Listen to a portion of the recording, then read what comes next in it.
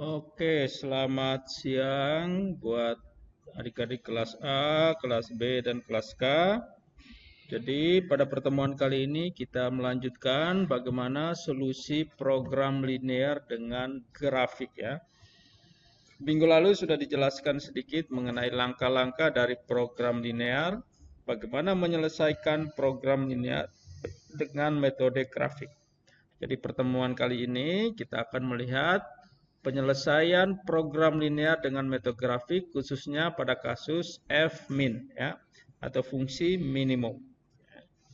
Sebagai review ya, kemarin jadi program linear itu kalau diselesaikan dengan metode grafik hanya terdiri dari dua variabel, x1 atau x2 dan y1, x1, x atau y ya. Kalau apabila variabel keputusan lebih dari dua, maka tidak dapat lagi diselesaikan dengan grafik, harus menggunakan metode aljabar yang kita kenal dengan metode simplex. Nah, jadi langkah-langkahnya kemarin ada 6 langkah. Pertama dari soal permasalahan ya, kita rumuskan dalam model program linear yang di dalamnya berisi 4 variabel ya. Variabel keputusan, fungsi tujuan, objektif, pembatas kendala, dan pembatas tanda. Ya. Jadi ini sebagai contoh ya, yang Fmax ya, yang lalu bagaimana kita menyelesaikan sebuah persoalan seperti ini. Dari soal ini kita harus membuat modelnya ya. Jadi variabel keputusan jelas di sini terlihat memproduksi dua jenis mebel, meja dan lemari. Berarti ada dua variabel ya. Untuk apa? Untuk mendapatkan keuntungan sebesar-besarnya. Di mana harga meja 1 juta, harga lemari 1,5 juta. Tetapi untuk membuat meja dan lemari ini dibutuhkan ya ada kendala. Kendalanya apa? Untuk membuat meja butuh 6 kubik kayu dan 3 lembar triplex. Untuk produksi lemari 4 kubik kayu dan 5 lembar triplex. Sedangkan bahan yang lain kita anggap berlebih atau tidak membutuhkan biaya. Itu asumsi ya, tapi dalam kasus nyata boleh jadi kendalanya itu tidak hanya dua ya, tapi lebih dari dua. Misalnya bahan cat, paku ya, vernis, apalagi ya, kebutuhan-kebutuhan lain ya, itu diperlukan untuk menyelesaikan mebel, dua jenis mebel ini yaitu meja dan lemari. Nah, maka langkah-langkahnya, langkah pertama kita buat model, ya, langkah kedua kita gambarkan ke grafik ya. Cara menggambarnya, ya, kalau kita berkaitan dengan koordinat kartesius, sumbu x dan sumbu y, triknya kita cukup menentukan titik potong di sumbu x dan sumbu y. Karena garis ya, apabila sebuah model seperti ini 6x tambah 4y lebih kecil sama dengan 240. Bagaimana model ini kita gambar ke grafik? Triknya cukup kita menentukan dua titik. Dua titik yang mana? Dua titik yaitu titik potong pada sumbu x dan sumbu y. Kenapa kita tentukan dua titik itu? Karena titik potong pada sumbu x nilai y-nya adalah 0. Titik potong pada garis sumbu y nilai x-nya 0. Sehingga lebih mudah kita dapatkan. Jadi contohnya ini kendala pertama 6x tambah 4y. Berarti untuk mencari titik potong sumbu x nilai y-nya kita nolkan. Jadi 6x tambah 4 kali 0 sama dengan 240. 6x sama dengan 240 berarti x sama dengan 40. Jadi titik potong sumbu x untuk kendala 1 adalah x-nya 40, y-nya 0 ya, 40,0.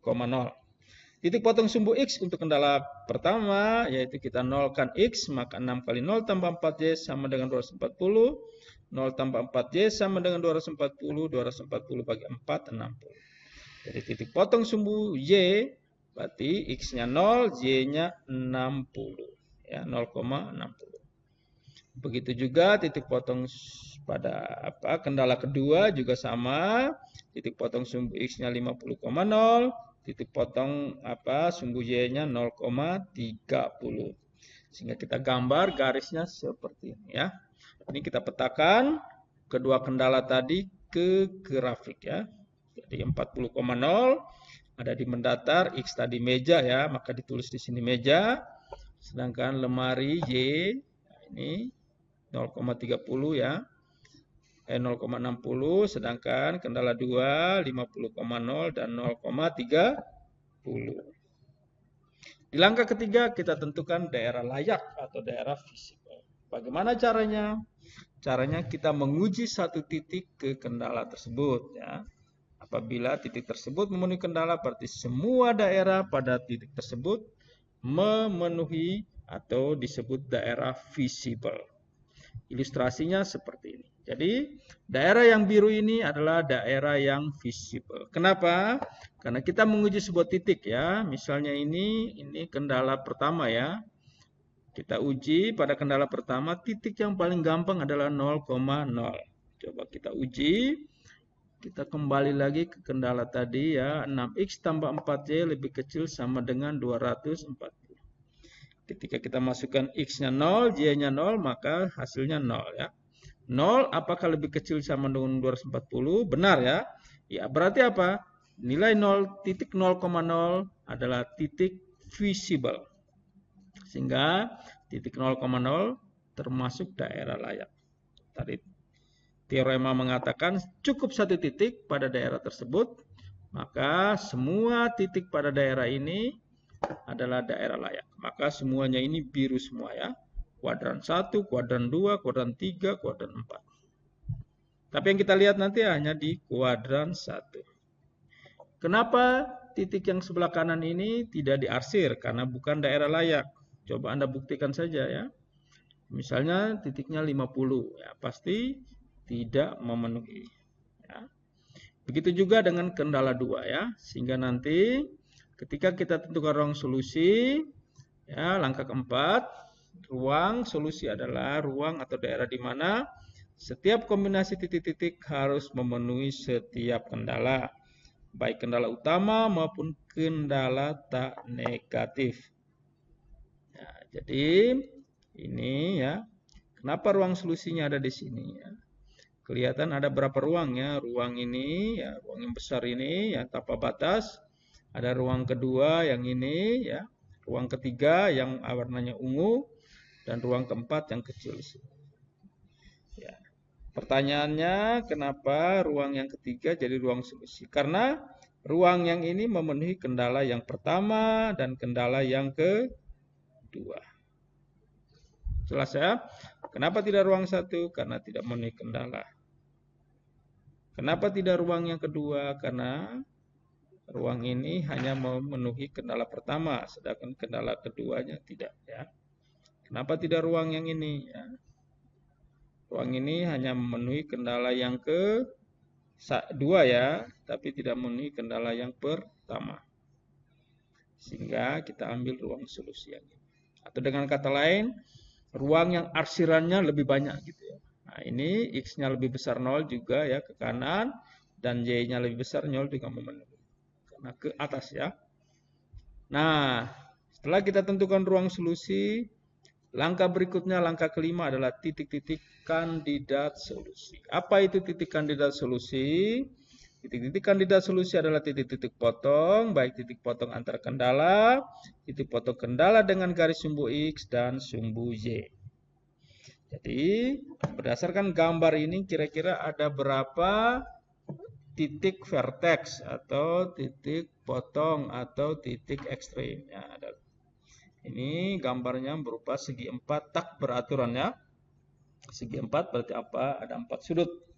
Ya, berarti titik 0,0, titik 40,0, titik 0,30 dan titik yang ini adalah titik potong kendala 2 dengan kendala 1 dan kendala 2. Kita tentukan dengan metode eliminasi. Kenapa metode eliminasi? Karena pada titik potong ini nilai X pada kendala 1 sama dengan nilai X pada kendala 2 dan nilai Y pada kendala 1 sama dengan nilai Y pada kendala 2. Sehingga titiknya sama, maka kita mengeliminasi sebuah variabel ya untuk mendapatkan variabel yang satunya. Sehingga didapat titiknya adalah 33,33,10.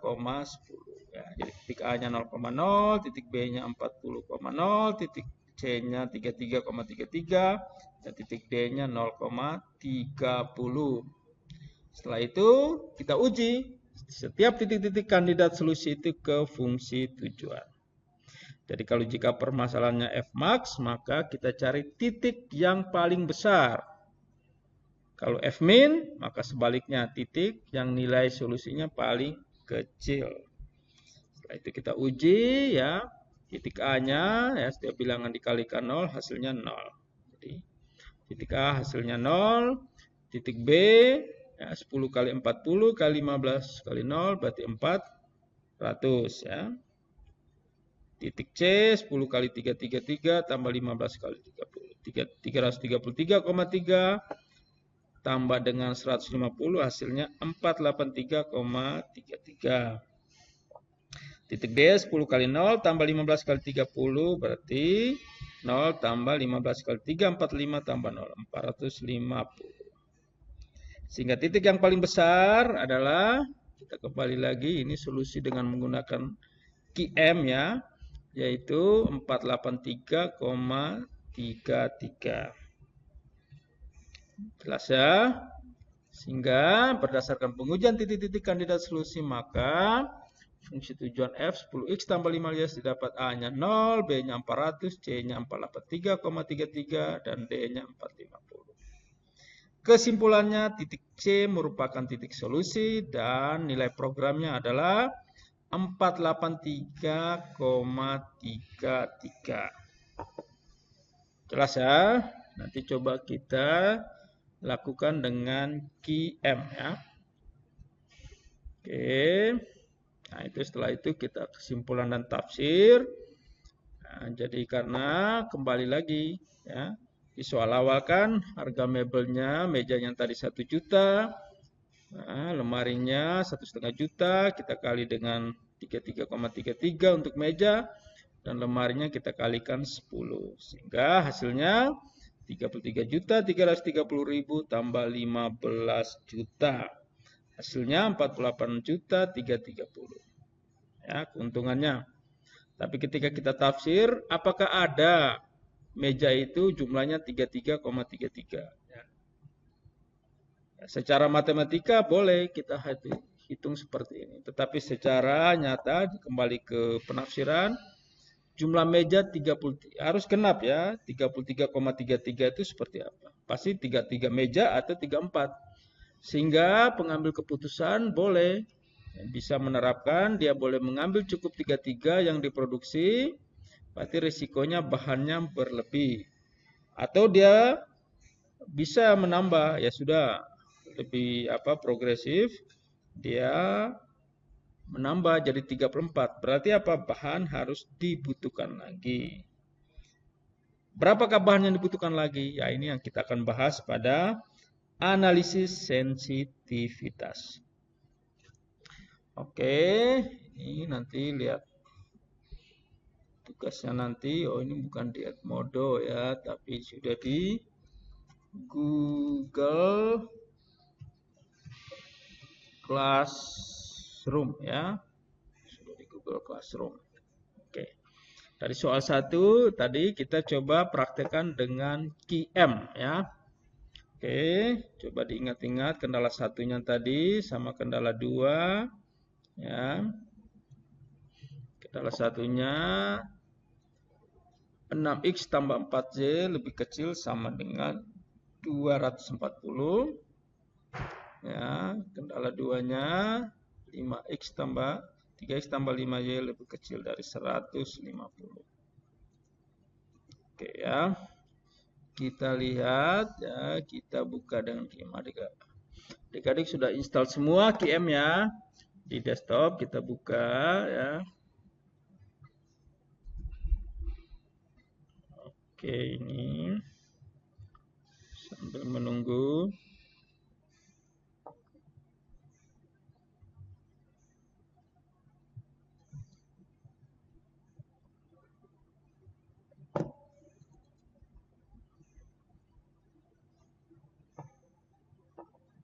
Oke. Nah, untuk memulai file kita klik linear programming ya. Modul linear programming new. Nah, ini misalnya mebel ya. Mudah-mudahan kelihatan jelas ya. Setelah kita isi constraint. Constraint itu variabel kendalanya ya. Kendalanya tadi ada dua ya, ada kayu sama triplex. Berarti ada dua variabelnya. Buat apa? Buat meja sama lemari. Berarti dua. Kasusnya maximize. Oke. Kita oke ya. Nah, akan muncul seperti ini. Maka kita akan coba harga. Boleh kita langsung ya, harga meja tadi 1 juta ya. 1 juta ya. Harga ininya 1.500.000. Oke. Setelah itu constraint 1, misalnya tadi apa? Kayu. Constraint 2, triplex ya. Untuk menghasilkan X1 dia butuhkan berapa kayu, dan untuk hasilkan X2 dia butuhkan berapa kayu. Kita bisa lihat tadi ulang ya, biar jangan salah ya. 6X tambah 4Y lebih kecil sama dengan 240. Jadi kita isi 6X tambah 4Y lebih kecil dari 240 ya. Lihat di sini. Setelah itu kendala 2-nya 3X tambah 5Y lebih kecil sama dengan 150 ya. 3X tambah 5Y atau di sini X1 dan 5Y-nya itu 5X2 ya. Lebih kecil dari 150. Oke. Setelah itu kalau sudah selesai mengisi ini kita tinggal solve ya. Oke. Kita lihat grafiknya ya seperti ini ya. Jadi secara QM-nya langsung keluar hasilnya ya. Jadi seperti ini, ada titik vertex 0,0, 40,0, 0,30, 33,10. Inilah kira-kira penyelesaian dengan QM. Jadi mudah-mudahan coba di latihan ya. Coba Bapak Ibu dan adik-adik latihan pada kasus yang farmasi ya. Nah, kasus farmasi ini ya. Dibaca baik-baik, setelah itu diuji ya, baik manual maupun di QM ya. Sehingga minggu depan kalau adik-adik sudah bisa menyelesaikan, bisa mengirim lewat Google Classroom ya. Karena ini dia sudah ada tabel persiapan, kandung unsurnya. Setelah itu bagaimana diselesaikan dengan QM. Ya. Ini sudah ada fungsi. Wah, ini sudah fungsi.